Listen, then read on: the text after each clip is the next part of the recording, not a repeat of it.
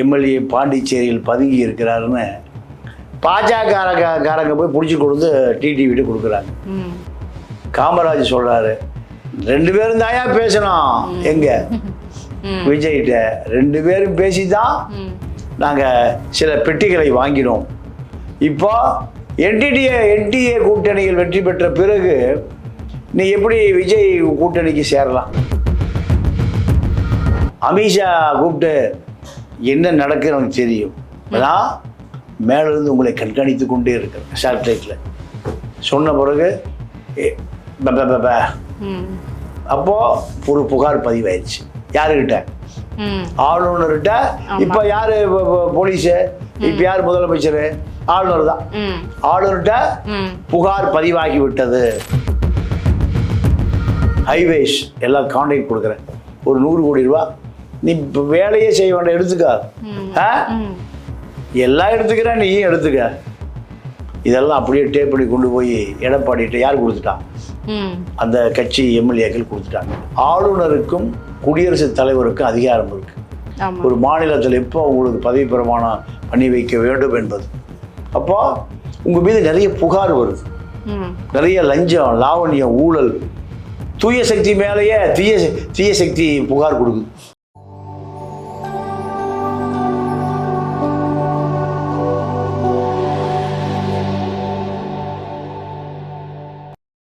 சென்சூடு நேயர்களுக்கு வணக்கம். இன்றைய நேர்காணலில் நம்மோடு இணைந்திருக்கிறார் மூத்த பத்திரிகையாளர் திரு பாண்டியன் அவர்கள். வாருங்கள் பேசுவோம். வணக்கம் சார். வணக்கம். ஒரு அதிர்ச்சிகரமான சம்பவம் என்ன அப்படின்னா, ஆளுநர் கேரளா கிளம்பி போயிட்டாரு அப்படின்னு சொல்லிட்டு கஷ்டப்பட்டு 108 118 ஆக்கி 120 ஆக்கி கொண்டு போய் கொடுக்குற நேரத்தில் பதவி பிரமாணம் செஞ்சு வைக்க முடியல. என்னதான் நடக்குது?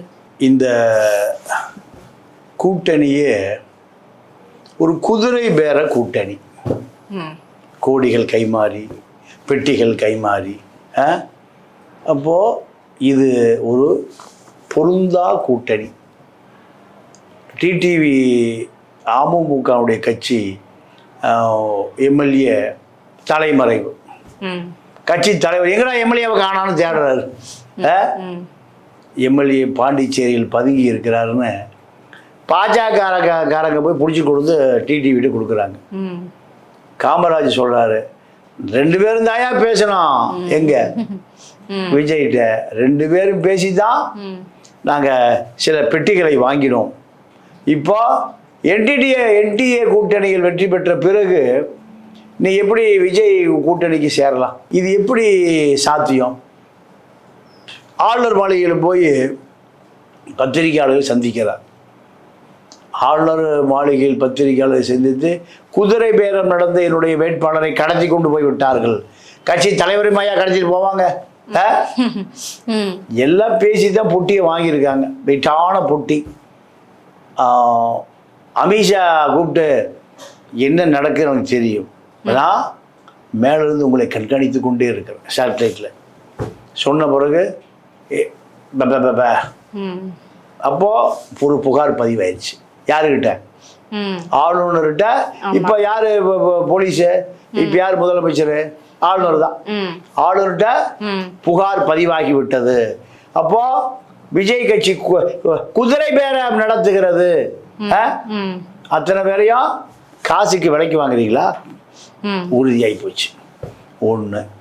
2வது, 4ஆம் தேதி தேர்தல் முடிந்தது. 5ஆம் தேதி செங்கோட்டையன் 27 அதிமுக எம்எல்ஏக்கிட்ட பேசுகிறாரு. ஏப்பா நீ நான் கிளம்பி வந்துரு, உனக்கு பிடபிள்யூ ஹைவேஸ் எல்லாம் கான்ட்ராக்ட் கொடுக்குறேன், ஒரு 100 கோடி ரூபா. நீ இப்போ வேலையே செய்ய வேண்டாம், எடுத்துக்க. எல்லாம் எடுத்துக்கிறேன், நீயும் எடுத்துக்க. இதெல்லாம் அப்படியே டேப் பண்ணி கொண்டு போய் எடப்பாடிகிட்ட யார் கொடுத்துட்டான்? அந்த கட்சி எம்எல்ஏக்கள் கொடுத்துட்டாங்க. இது ஒரு புறம். அப்போது உடனே அந்த டேப்பெல்லாம் ஆளுநர்கிட்ட போயிடுச்சு. அந்த டேப்பு ஆளுநர் அமித்ஷாட்ட கொடுத்துட்டார். முடிஞ்சுதா? இப்படி இந்த இப்போ அதிமுகவை உடைச்சிட்டு வேலுமணி, விஜயபாஸ்கர், சிவி சண்முகம் 3 பேரும் எம்எல்ஏ கூட்டிகிட்டு போகிறாங்க. எதுக்கு கூட்டிகிட்டு போகிறாங்க? மக்கள் சேவைக்கா, மகேசன் சேவைக்கா? இங்கே அடிச்சமையா கொள்ள 3 பேர்ட்டு 3 லட்சம் கோடி இருக்குது, மக்கள் அப்படியே கொள்ளையடிச்சு வச்சுருக்கோம். எங்களுக்கு பதவி வேணுமையா, உனக்கு எவ்வளோ பணம் வேணும்? யாருக்கு? விஜய்க்கு, புஷி ஆனந்துக்கு, ஜிம்பாய், யார் ஜிம்பாய்? ஆதவர்ஜுனா. கரெக்டாக கண்டுபிடிச்சி. அடுத்து பழைய பஸ்ஸு இது லாரி இது டாக்ஸி டிரைவர் செங்கோட்டையன். உனக்கு எவ்வளோ வேணும்? எங்களுக்கு ஒரு பதவி வாங்கிக்கணும். அமைச்சர். ஒரு அதிமுகவையும் உடைக்க பார்த்துருக்காங்க இல்லையா? அதெல்லாம் எதுக்கு? பணம். எல்லாம் பணம் தான். அப்போ இதெல்லாம் பார்த்து கொண்டு இருந்த இந்திய அரசியல் சாசன சட்டம், கான்ஸ்டிடியூஷன் ஆஃப் இந்தியா என்ன பண்ணும்? வச்சுக்கிறேன்டா உங்களுக்கு எல்லாம். நீ தான் உங்க கும்பலுக்கு தலைவனா? யாரு? எந்த கும்பலுக்கு? அலிபாபாவும் 40 திருடர்களுக்கு யார் தலைவர்? விஜய். அப்போ ஆளுநர் உங்களுக்கு எப்படி பதவி பிரமாணம் பண்ணி வைப்பார்? நடுவில் திரும்ப அண்ணன் திரும்ப 4 நாளா டைப் அடிச்சுட்டே இருக்காரு. அடிக்கிறாரு, கிழிச்சு போடுறாரு. அப்புறம் படிச்சு பார்க்குறாரு, தப்பு படி அடிக்கிறாரு. ஏப்பா ரவிக்குமார் கரெக்டாக அடி, ஆளூர் ஷானவாஸ் கரெக்டாக அடி. நான் இருங்க, நான் அறிவாலயம் போய் காமிச்சிட்டு வந்துடுறேன். ஏன் அங்கே போகிறீங்க? அங்கே போனதாக தப்பு ரேட்டு கண்டுபிடிக்க முடியும். ரவிக்குமார், ஆளூர் ஷானவாஸ், SS பாலாஜி, வன்னியரசு எல்லாம் வாங்கய்யா, அறிவாலயத்தில் காமிச்சிட்டு வந்துருங்க. எதுக்கு? சரியாக அடிச்சிருக்கலாம், ஸ்பெல்லிங்லாம் கரெக்டாக இருக்கா, தேதி கரெக்டாக போட்டிருக்கா, உங்களுடைய பேரெல்லாம் கரெக்ட். இப்படி 4 நாள் அறிவாலயத்துக்கும் அசோக் நகருக்கும் நடந்து சலிச்சு போய் ஆளுநர் விஜய் 2 பேர், எப்போ சோபெல்லாம் வாங்கி போடுங்கப்பா, நான் வர்றேன், பெட்ஷீட்லாம் வாங்கி போடுங்கப்பா. பெரிய தலைவர்கள்லாம் வந்தால் புது ஃப்ளாஸ்க், புது கப்பு. நம்ம போனால் பழைய கப்பு தான் குடிக்கணும், டீ கடை கப்பு தான். இப்படியெல்லாம் வாங்கி போட்டு 4ஆம் தேதி, 5ஆம் தேதி, 6ஆம் தேதி, 7ஆம் தேதி, 8ஆம் தேதி, 9ஆம் தேதி ஆளுநர் நான் ஊருக்கு போயிட்டு வரேன் இருங்கன்னு போயிட்டார். அப்போ இதெல்லாம் அரசியல் சித்து விளையாட்டுகள். எப்பதான் பதவி பிரமாணம் பண்ணி வைப்பாங்க சார்? அது ஆளுநர் அமித்ஷாட கேட்கணும், அமித்ஷா ஆண்டவங்கிட்ட கேட்கணும். எப்பணும் இது? ஆமா, ஆளுநருக்கும் குடியரசுத் தலைவருக்கும் அதிகாரம் இருக்கு. ஒரு மாநிலத்தில் எப்போ உங்களுக்கு பதவி பிரமாணம் பண்ணி வைக்க வேண்டும் என்பது. அப்போ உங்க மீது நிறைய புகார் வருது, நிறைய லஞ்சம், லாவண்யம், ஊழல். தூய சக்தி மேலேயே தீய சக்தி புகார் கொடுக்குது. திமுகவில் ஜெயிச்ச ஆட்கள் பூரா எங்க வந்துட்டாங்க? அப்போ இதையெல்லாம் பார்த்துட்டு ஆளுநர் எப்படி சும்மா இருப்பார்? குடியரசுத் தலைவர் எப்படி சும்மா இருப்பார்? இப்போ எலெக்ஷன் நடத்தி முடிஞ்சோடனே எலெக்ஷன் கமிஷன் வேலை முடிஞ்சது, அவங்க கிளம்பிட்டாங்க, எல்லாம் டெல்லிக்கு போயிட்டாங்க. நீங்களே பார்த்துக்கப்பா. ஆளுநர் டைமு முடிஞ்சு, இன்னையோட 6 மணியோடு முடிஞ்சது. இப்போ குடியரசுத் தலைவர் தான் அது பொறுப்பு. அப்போது குடியரசுத் தலைவரிலிருந்து உத்தரவு வரணும். சுப்ரீம் கோர்ட்டுக்கு போயிருக்காங்க. சுப்ரீம் கோர்ட்லேயும் இதை விசாரிங்க. ஏதோ பேரம் நடந்திருக்கான், குதிரையில் பேரம் நடந்திருக்கான். குதிரையே பேரம் நடத்திருக்கான், இல்லை குதிரைக்காரன் நடத்தினா பேரம்? யார் பேரம் நடத்துனது? எதுக்கே சட்டசபைக்கே பேரமா? மக்கள் உங்களை புனிதமாக ஓட்டு போட்டிருக்கோம். எங்களுக்கா போராடு, எங்களுக்கா வாதாடு, எங்க பிரச்சனையை பேசு, எங்களுக்கு அதுக்கான பலனை கொடு, இதுதான் மக்கள் போட்டிருக்கான்.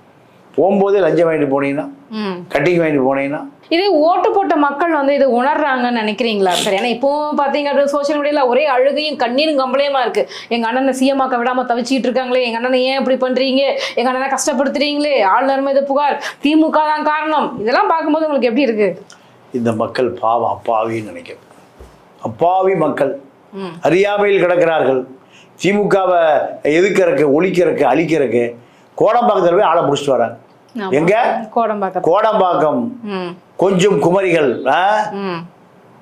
கோடம்பாக்கத்தை கிராக்கின்வான்.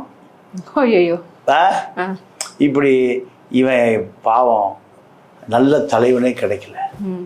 நல்ல தலைவன் காமராஜை தேடுறான், கக்கனை தேடுறான், பெரியாரை தேடுறான், ஒரு ஆளும் கிடைக்கல. சரியா, பரவாயில்ல, இதையா நேராக போய் சினிமா தேட்டருக்கு போகிறான், கோடம்பாக்கம் போகிறான், ராம் தேட்டருக்கு போகிறான். அங்கே போய் ஆளை பிடிச்சிட்டு வந்து, இவர் தாங்க எங்கள் முதலமைச்சர், நாங்களாம் ஓட்டு போட்டோம், இவரை உட்கார வைங்க நாற்காலின்னா அத்தனை அக்யூஸ்ட் அங்கே போய் சேர்ந்துட்டான். ம். அவ்வளவு வேலுமணி மேலே வழக்கு இருக்குது, தங்கமணி மேலே வழக்கு இருக்குது, அத்தனை பேர் செங்கோட்டை மேலே வழக்கு, ஜெயிலே கிடந்தார். ஒரு தேர்தல் நிற்கவே முடியல. ம். இவர்களெல்லாம் தான் தூய சக்தி. இது என்னையா நடக்குது? ம். நீங்க கடைசியில இப்ப திமுக தயவால தான் தாவைக்காவால ஆட்சி அமைக்க முடிஞ்சது இல்ல? ஆமா ஆமா. அதான் அவர் போய் அதுக்கப்புறம் திமுக எதிர்த்து பேச மாட்டார், சட்டசபையில கூட எதுவும் பேச மாட்டாரோ விஜய் அவர்கள்? இல்ல இல்ல, அதை ஊழல் பண்ணணும்ல. இப்ப அந்த சிவி சண்முகம், வேலுமணி, அத்தனை பேர் எதுக்கு போயிருக்காங்க? செங்கோட்டையன், ஹெல்த் விஜய் பாஸ்கர்லாம் அப்பா ஊழலில் மொத்தம் உருவம். பல ஆயிரம் கோடி வச்சிருக்காரு. மக்களுடைய அதை மருந்து கம்பெனியில் காசு வாங்கி வச்சிருக்காரு. உயிர்காக்கும் மருந்து. அவர் தான் விஜய்க்கு தேவை. எதுக்கு?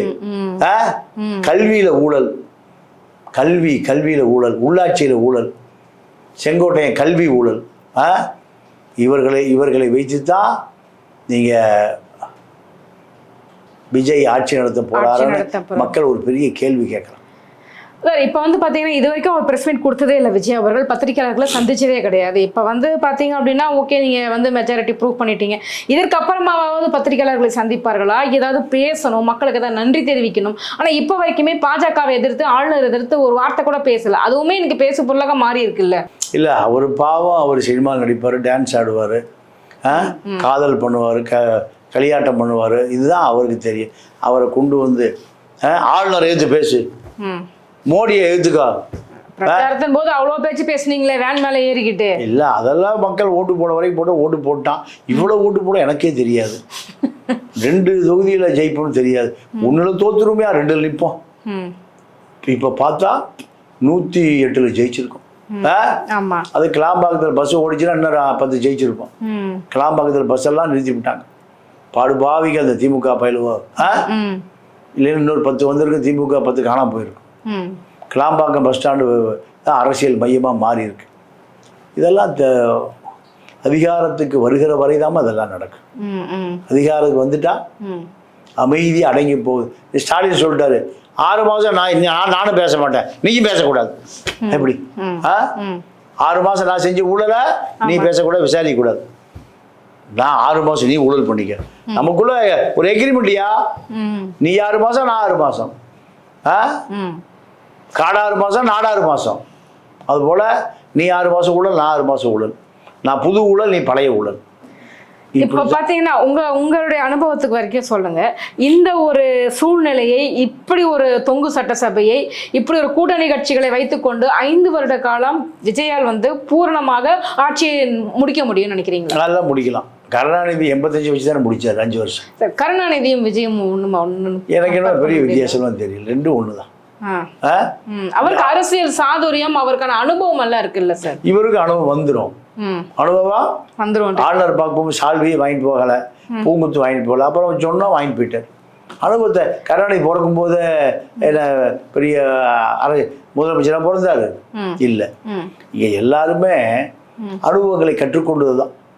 கற்றுக்கொண்டே போராடிக்கொண்டே கற்றுக்கொள் மாசத்துக்கு தான் சொல்லுவார். அப்போ விஜயும் கற்றுக்கொள்வார். ஜெயலலிதா என்ன பிறக்கும் போதே முதலமைச்சராக பிறந்ததா? அவங்க ஒரு கட்சியில இருந்து வேலை பார்த்து அதுக்கப்புறம் படிப்படியா தானே மேல வந்தவங்க சார். இவரும் அரசியல்ல நீண்ட காலமா 25 வருஷம் அரசியல் பார்க்கிறாரு. அதனால இவரும் கருணாநிதி போல, இவரும் கருணாநிதி வயசாகும்போது இவரும் கருணாநிதி தான், ஜெயலலிதா வயசாகும்போது இவரும் ஜெயலலிதா தான். இதெல்லாம் மக்கள் நம்புறானா இல்லையா? மக்கள் தீர்ப்பே மகேசன் தீர்ப்பு. அதனால மக்கள் நம்புகிற அத்தனை பேருக்கும் இந்த அதிகாரத்தை கண்டிப்பா கொடுக்கும் சார். அதே மாதிரி பாத்தீங்க அப்படின்னா விஜய் அவர்கள் கட்டாயம் அதிமுகவை 2 பிளவுகளாக உடைப்பார் அப்படின்னு சொல்றாங்க. இனி வருங்காலங்கள்ல ஒருவேளை வந்துட்டு கம்யூனிஸ்ட் கட்சிகளும் விசிகாவும் தங்களுடைய ஆதரவு வந்து விலக்கிக்கிட்டாங்க அப்படின்னா அடுத்த கட்டமாக அதிமுக உடையப்படுவதை தடுக்க முடியாது அப்படின்றாங்க. இது உண்மையா? இது எப்படி உடைச்சிட்டாரு? சிவி சண்முகம் வேலுமணி தலைமையில் வேற என்ன ஓடிட்டு துணை முதலமைச்சர் எல்லாம் கூட்டு போய் ரெசார்ட்ல வச்சிருந்தாரு. என்ன? ஆமா, எனக்கு துணை முதலமைச்சர் பதவி கொடு, எனக்கு வந்து ஹைவேஸ் கொடு, மின்சாரம் கொடு, டாஸ்மார்க் கொடு, இப்படிலாம் ஓடுது. எதுக்கு? மக்கள் சேவைக்கா? மகேசன் சேவைக்கா? என்ன சேவைக்கு? சரக்கு சேவைக்கு, கொள்ளையடிப்பதற்கு, கோடிகளை குவிப்பதற்கு. இப்படிதான். நீ ஒன்றும் இல்லைம்மா, இன்னும் ஒரு 3 மாதம் போட்டுமா, என்ன நடக்குது, தூய ஆட்சியா தீய ஆட்சியா, இதெல்லாம் 3 மாதத்துல தெரிஞ்சு, 3 மாசத்துல தெரிந்துடும். ஆட்சி கவிழுதா, ஆட்சி நிலைக்குதா. அதுக்கு நடுவில் பார்த்தீங்க அப்படின்னா மத்திய அரசினுடைய திட்டங்களை இங்கே இம்ப்ளிமெண்ட் பண்ணுறதுக்கு அழுத்தங்களை வந்து கொடுக்க ஆரம்பிப்பாங்க. அதை எப்படி அவரெல்லாம் சமாளிச்சுட்டு மேலே வரணும்ல, அதெல்லாம் பெரிய டாஸ்க் இருக்குல்ல விஜய் அவர்களுக்கு.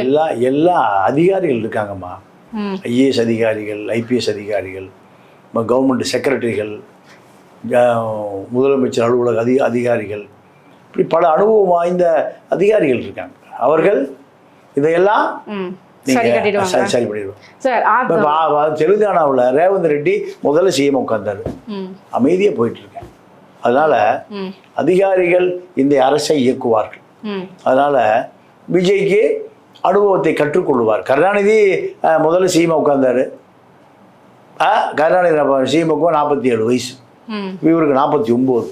அதனால கற்றுக்கொண்டே போராடி கொண்டே கற்றுக்கொள்ள அனுபவமெல்லாம் வந்துருமா, அது பெரிய விஷயம். ஊழல் பண்ணாமல் இருந்தாலும் சரி, லஞ்சம் வாங்காமல் இருந்தாலும் சரி, பொட்டி வாங்காமல் இருந்தாலும் சரி, இதுதான் தகுதி, நேர்மையான ஆட்சி. ஏன்னா ஸ்டாலின் அவர்கள் வந்து பொம்மை முதலமைச்சர், அதிகாரிகளோட ஆட்சி நடக்குதுன்னு சொல்லிட்டு தான் இவங்க ஆட்சிக்கு வந்திருக்காங்க. திரும்ப இவரும் பொம்மையா தான் இருக்க போறாரா இல்ல அதிகாரி? பாப்பா நம்ம அதாவது காமராஜர்கிட்ட போய் சொல்றாங்க, என்னையா காங்கிரஸ் தோக்கடிச்சிட்டு கருணாநிதி வந்துட்டாரு, 6 மாசம் கழிச்சு பாப்போம் ஐயா, குழந்தை நடக்குதா, ஓடுதா, தவழ்க்குதா என்பதை 6 மாதம் கழித்து கேளுங்கன்னார் காமராஜர் பெருந்தலைவர். அதே போல் பார்த்துப்போம், 6 மாதம் மக்கள் எதையுமே 6 மாதம் ஆட்சி நிர்வாகத்தை பார்த்து தான் முடிவு பண்ண நம்ம அதுக்கு மார்க்கு போடணும். அதனால் 6 மாத காலம் விஜய் ஆட்சி அமைந்தால் ஒரு கால், அப்போ விஜயனுடைய சாதுரியம், சாணக்கியம், மீண்டும் ஆட்சிக்கு மக்கள் எதிர்பார்த்தோம். 6 சிலிண்டரு, மூக்குத்தி, பட்டு புடவை, இதெல்லாம் மக்கள் எதிர்பார்த்தாங்க. இதெல்லாம் தங்கு தடையின்றி ஏழை எளிய மக்கள்லாம் குடிமை பொருள் கடையில், ரேஷன் கடையில் பொருள் வாங்குறான், அதெல்லாம் தடையில்லாமல் வரணும். இதெல்லாம் தான் முக்கியம். இதெல்லாம் நடக்கிறதா என்பதை பொறுத்திருந்து பார்ப்போம். எங்கள் கேள்விகளுக்கு ரொம்ப சிறப்பான பதில் சொன்னீங்க. ரொம்ப நன்றி. நன்றி, வணக்கம்.